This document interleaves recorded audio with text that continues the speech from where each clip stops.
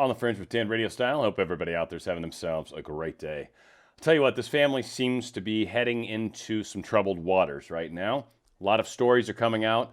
A lot of cover is trying to be provided and is failing. There is some direct censoring that's happening, and that seems to be not just failing, but actually working poorly for the place that's doing it. And there seems to be more coming. We just kind of have this.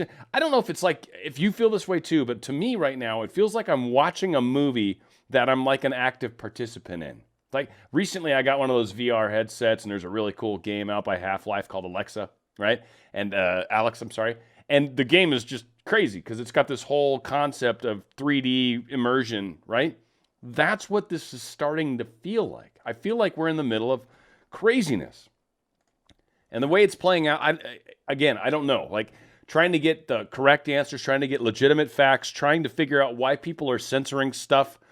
They say one thing and then come to find out another. It's okay when one side says, oh, we don't trust your people, but the other side says, I don't trust your people. It's like, well, something's wrong with you. You're crazy. You're a bad person.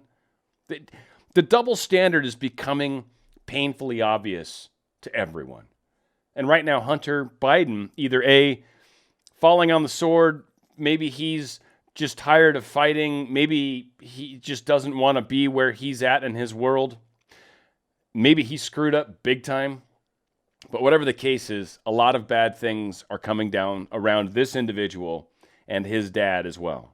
So Twitter's still blocking the New York Post story with 2 weeks before the election. 2 weeks before the election. So right now it's the 19th. It's Monday. 2 weeks before the election, we've got active censorship happening. We've seen posts on Twitter strip off links. And one thing that is interesting, and they're not really talking about it much, but when I did open the New York Post story, by the way, it flagged on my Brave browser as a place that had potentially malicious code running. So this is how they managed this. They nailed the site as a malicious site, and then all of the different softwares and vendors that make stuff that's supposed to keep you safe on the web, right? All your different there's so many of them. Kaspersky and the Windows Media's got their own, or Windows got their own. Anyway, I don't even want to try to think of them all.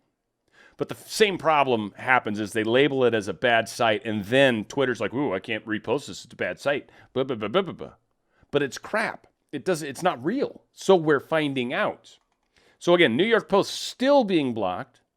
And interestingly, CBS is allowing the mere seconds on Biden yelling at reporter for daring to ask about Hunter. I don't know if you guys have had a chance. It's about 1 minute. Definitely worth checking this out here. President referenced a controversial story in the New York Post, which published emails allegedly taken from a laptop belonging to Biden's son, Hunter. CBS News has learned the FBI is investigating whether the information found on the laptop may be part of a Russian disinformation campaign, something Biden brought up when CBS News asked him to weigh in. I know you'd ask it. I have no response. It's another smear campaign. It's right up your alley. They're the questions you always ask. As they frequently keep trying to say, this has already been debunked. This has been debunked. And now they're calling it Russian conspiracy, Russian conspiracy, Russian conspiracy. So Biden, of course, adopts that whole playbook. Everyone, they're saying the same thing. It's the same thing over and over and over. And even Adam Schiff is coming out now, claiming that Hunter Biden emails are part of a Russian disinformation.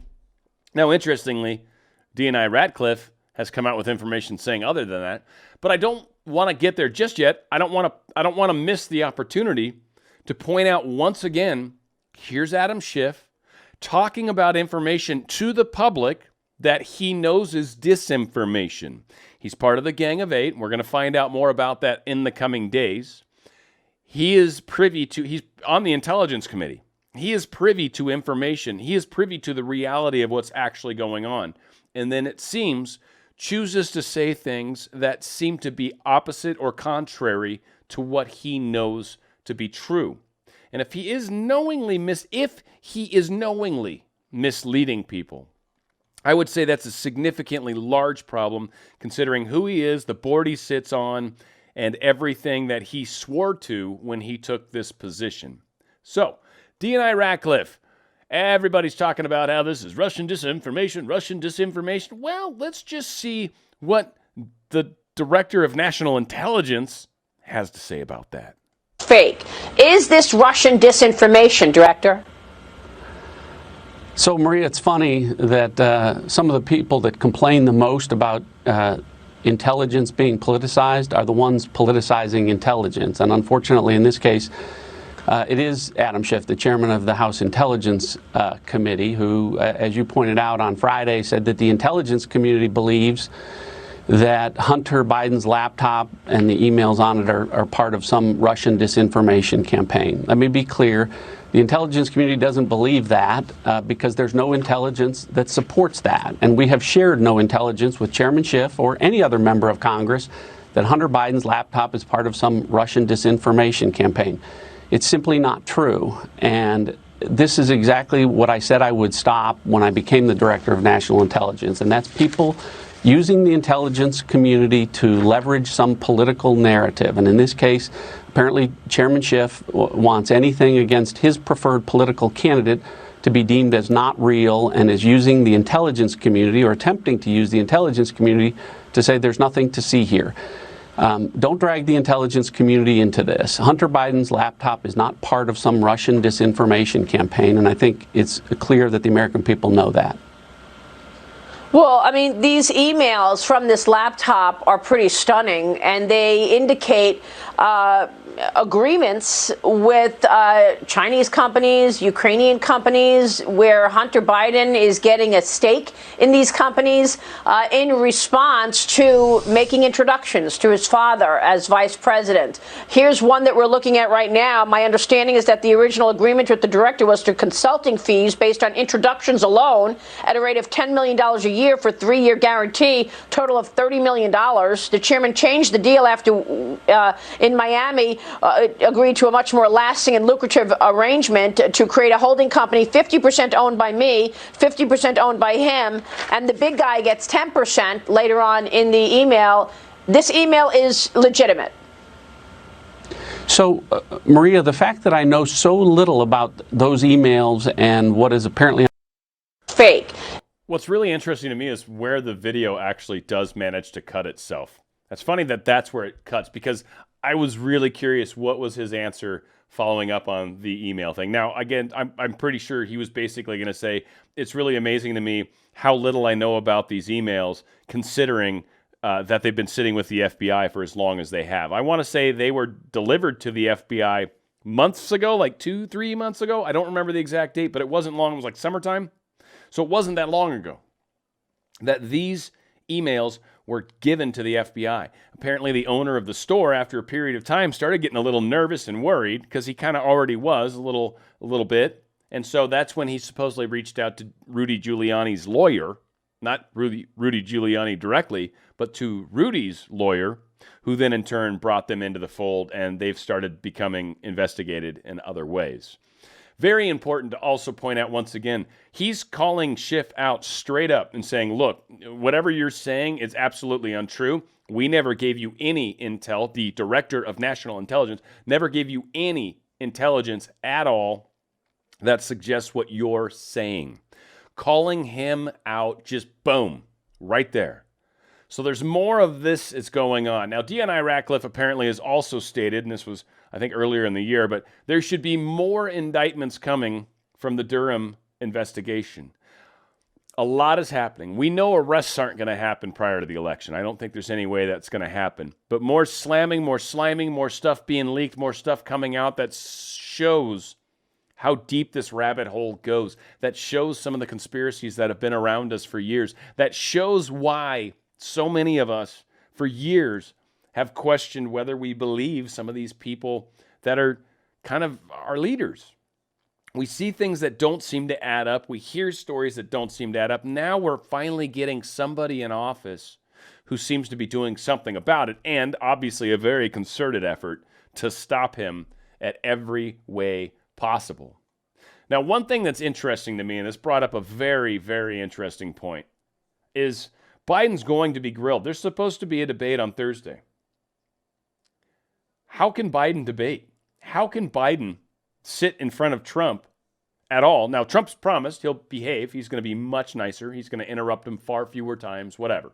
Going to be way nicer. Totally different Trump. Different environment, too. To my understanding, he intentionally chose to be the way he was, and that was just how that first debate was supposed to go. Second debate was supposed to be a town hall. That was going to be a different approach. And then this third debate. So how does Biden think he's going to be able to go through a televised debate and then just dodge question after question after question after question about Hunter and about relations and who's the big guy and all the different things? Because they're calling it Russian collusion. They're calling it Russian hack. They're calling it all sorts of Russia. Fact of the matter is, Hunter Biden somehow got water damage on his laptop, took it into a place to get fixed, never paid them. The guy never came back to get his laptop, and the dude basically legally ended up taking ownership of this laptop and apparently the information there within. So Republicans are also looking into asking AG Barr to appoint a special counsel to investigate Joe and Hunter Biden. Now, I think ultimately this is going to be much kind of like the election was in 2016. This is going to be one of those things, and it is a tactic by the Republicans, no question about it. And it's exactly what he did the last time. He was bringing up the Hillary email scandal, which, by the way, wasn't made up and is still alive, just hasn't gotten any traction yet, is sitting in the Southern District of New York, conveniently, where everything seems to just like go and die. But that being said, things are happening. The Wiener thing's starting to happen. A lot of questions. This is being brought up on the Q post that we're going to be sharing here next.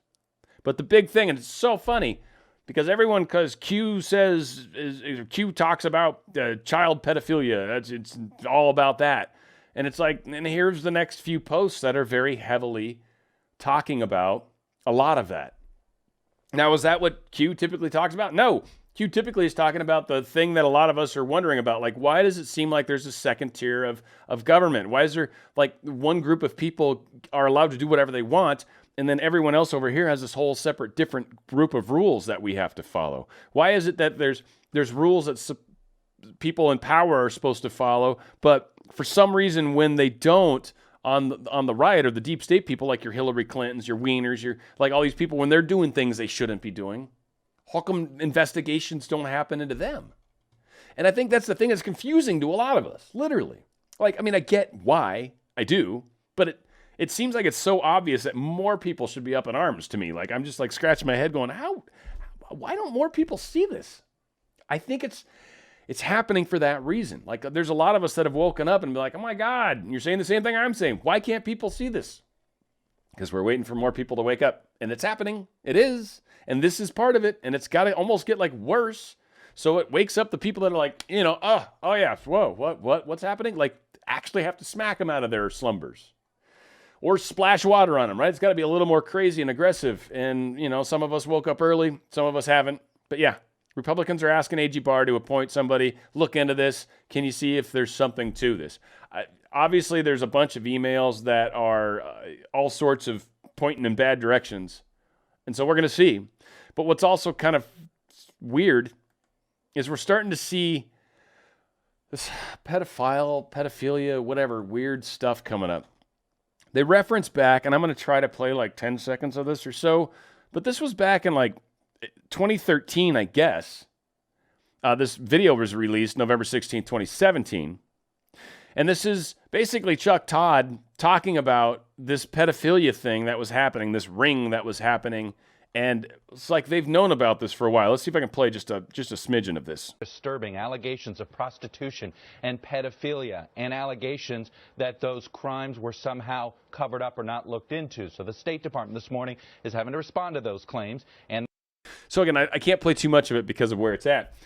But the State Department's having to respond. They apparently were being covered up. This is back in 2013, way before Q. There was already talks of this type of stuff happening. Now, was it swept under the rug? Yes. That's what we're finding is kind of common. In fact, they bring it up here again. 4,900. You see a pattern? Eric Prince. The NYPD is ready to make arrests in Anthony Weiner's case.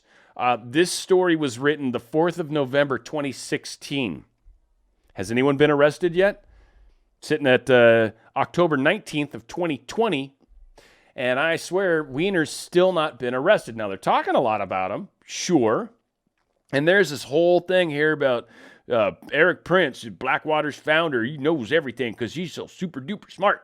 And he's talking to his friends in the NYPD, and they're about to move because if the FBI is not gonna, well, dadgummit, the New York Police Department's gonna, because that's how we roll. Now, come to find out after, everything plays out, and then we go post-COVID, and then we find out really what happened to the New York Police Department. Wonderful group of people, don't get me wrong, but completely just annihilated because of COVID, because of the way the management's happened in that city, right? The mayor pretty much canceling them down. People are trying to quit and retire as fast as possible. They're having issues actually getting anybody into the academy. Gee, I wonder why. Who in their right mind would want to be a police officer right now? Used to be kind of a distinguished job. Used to be a job that kind of was cool. Not right now. No. Seems like a lot of people dislike police officers, so kind of not a great place to be. Again, this is a great interview, the whole thing. If you guys have Act the Q posts, you should check them out. You got the SoundCloud thing in here. You can listen to 20 minutes of it. It's really good. It's actually an interesting interview. And they did a very good job actually transcribing it, in my opinion, frankly, as well. Now, 4901, do you see a pattern? Again, are you seeing a pattern? That's what we're trying to talk about. So Ron Johnson is on Fox News suggesting, Ron Johnson, senator, suggesting, not Q, by the way. He's not Q. And he's not someone that's a Q anonymous person, and he's not pro-Q, right? So just to say, it's not just people that are in Q that talk about this weird stuff. But hey, guess what? Maybe, apparently, there is some of this weird stuff going on. Apparently, Hunter Biden's got some pictures that they're calling child pornography. I find that they're using the word child, probably. I haven't seen the information, and maybe it's truly appropriate, or maybe it's people that are definitely underage. But the concept child certainly invokes way younger than maybe someone that's 14 or 15. And I'm not saying that's right. I'm not justifying any of that. I'm just saying the choice of words sometimes is interesting to me. This is what I do for a living, right? I'm always curious about how words work and what people choose. So let's see what they're talking about. Here on Sunday Morning Futures, there is more to come, and there is further analysis of the subpoena's handwriting, and it suggests that the subpoena was served by an FBI agent who his name is Joshua Wilson, and over the last 5 years, he has been working on child pornography issues. Connect the dots. If an FBI agent is working on child pornography issues for 5 years, why is he subpoenaing the laptop of Hunter Biden? Is there a connection here? Should this suggest that there's a child pornography issue here on that laptop?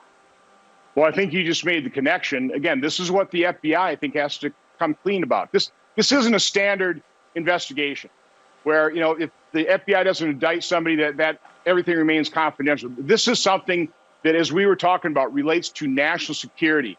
And if there's criminal activity involved that could be tied to Hunter Biden or his business associates, or even possibly tied back to other members of the Biden family, and as some of these emails indicate that Joe Biden was fully aware of this. He was taking his 10% cut or requiring 50% from his family member's salary. This needs to be known before Americans go to the polls. So was the FBI agent who served the subpoena investigating child pornography, Senator?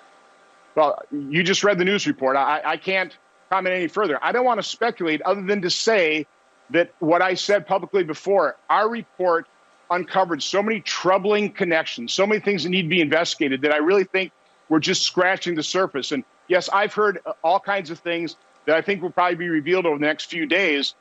There's a treasure trove of emails and video and pictures in not only the purported computer of Hunter Biden, but now we've got the co-conspirator, Bevan Cooney, that also starting to reveal information. I guess we're probably going to just find more information every day over the next couple of weeks. Now, it still concerns me how all of this information is on his laptop. Now, maybe this was literally his just personal fun laptop, if you know what I mean. But I don't understand why stuff was left. It just seems so irresponsible from a data steward standpoint, like for being responsible for having things that you shouldn't have. Like, it just seems like really weird that they're so blatant about it. But maybe that's part of the culture when you're that elite and that wealthy, and right, like no one's paying me $50 million a year or anything like that, right? So who knows? Maybe that's just something I can't relate to. But again, there is this huge movement. There's this huge discussion around some super corrupt stuff that was apparently found on this laptop. Now, is it a surprise the FBI hasn't come out yet? I mean, no, because of Christopher Wray, but yes, majorly because it's the FBI. And the FBI should be coming out about this, for sure, even in spite of Christopher Wray being a sleeper. And it makes you really wonder, why haven't they? Now, again, Schiff is saying, oh, this is Russia stuff, Russia stuff, Russia stuff. And the DNI comes out, Ratcliffe's like, no, sorry, bud, incorrect. And literally calls out Schiff specifically and says, no. I don't know where you got that from. You're not getting that from any of the intel we got. And again, they're not looking into it, Congress. So the Senate is, GOP people are, of course, and we'll see where that gets us. But it's very interesting the way the double standard works. Again, people waking up, people waking up, people waking up. That's what this is about. How crazy does it have to get? That's why everybody says it's going to get super crazy before it finally shifts, because enough people will have woken up and enough people will be disturbed enough to say something and do something about it. Now, I will say, to show the success that we've had, folks, they're talking about this in the news. This is as close to a deep state takedown that we've ever gotten in the history of the deep state. And here we are talking about it on major news media, on major platforms. We are talking about this all over the place. Now, they are doing their best to shut us down, but we are talking about it. 4902. Got a video that they've shared bunches and bunches of times. It's a AC gunship. They lays. I mean, we can sort of play it. Make sure the volume's down because it's not really anything you need to hear. But it is a cool little video that shows kind of the way lasing targets sometimes work. So there's people lasing some targets, which just seems like that would really suck if someone is shining one of those on you and you know there's a C-130 gunship flying above you about to rain down terror from the skies above, which is about to, yeah. And those are tracer rounds, folks. It's not every round that's a tracer round. I don't know if it's 1 in 4, 1 in 7. I don't know how they have them configured. But there's a bunch of bullets you can't see between the ones you can see. Yeah. So what they're talking about is this is what's going on. Now, we are obviously over the target because they're shooting flak up at us, like left, right, and center. They are attacking the crap out of anything that's QAnon. But we're obviously on top, just raining down thunder as well. The comments coming out about this pedophilia stuff, the comments coming out around Hunter Biden and how tied in they were to the Ukraine, how tied they were into China, Uzbekistan, it seems, and possibly Iran and Iraq we had ties in with over there with Obama and all sorts of other stuff, maybe even trying to hide information. There is so much stuff coming out that is being intentionally released. And then when the deep state tries to counter the narrative, the DNI or other people will either A, declass information, B, straight come out and say, no, that's not true, don't know where you got that.